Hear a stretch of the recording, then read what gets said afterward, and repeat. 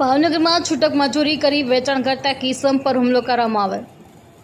ભાવનગર કુંભારવાડા ખાતે રહેતા અને છૂટક ઘર સફાઈના સાબુ પાવડરનું વેચાણ કરી પોતાનું ગુજરાન ચલાવતા એક કિસમ ઉપર ફુલસરમાં રહેતા એક વ્યક્તિ દ્વારા હુમલો કરવામાં આવ્યો હતો, જ્યારે ઇજાગ્રસ્ત યુવાનને માથાના ભાગે ગંભીર ઇજા થતા તાત્કાલિક સારવારથી ભાવનગર સાટી હોસ્પિટલ ખાતે ખસેડવામાં આવેલ।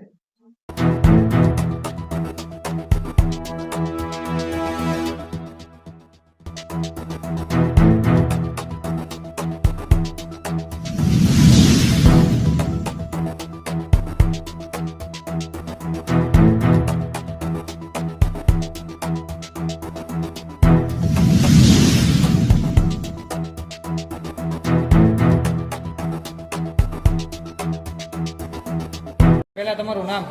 આશિકભાઈ રહીમભાઈ મહેતા। આશિકભાઈ, કયા વિસ્તારમાંથી આવો છો ને શું બનાવ બન્યો? હું કુંભારવાડા મોતી તળાવમાંથી આવું છું ને ફૂલસર વેચવા ગયો તો ફેરીનો ધંધો છે મારો।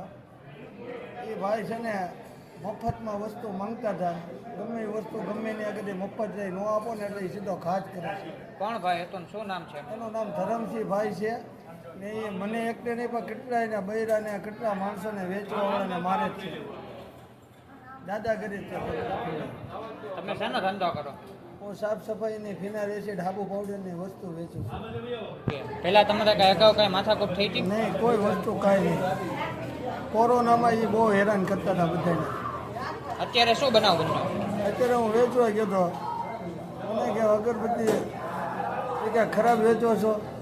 મેં કહું ભાઈ હું ઘરે નથી બનાવતો, વેચે તેવે વેચું છું। સીધી માબેન અમુક ગાડું થઈને ચાલુ ગાડી હું હતો, ઘા કરી દીધો મારી ઉપર। કુવાડી હતી કે ઠોકો હતો, મને કાંઈ તડકામાં દેખાયું નહીં, હું બેભાન જ થઈ ગયો નહીં।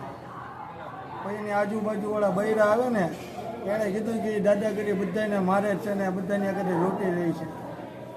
એ લોકો કેટલા હતા? એક ભાઈ હતા, એ બહુ મોટી 40-45 વર્ષની ઉંમર હતી।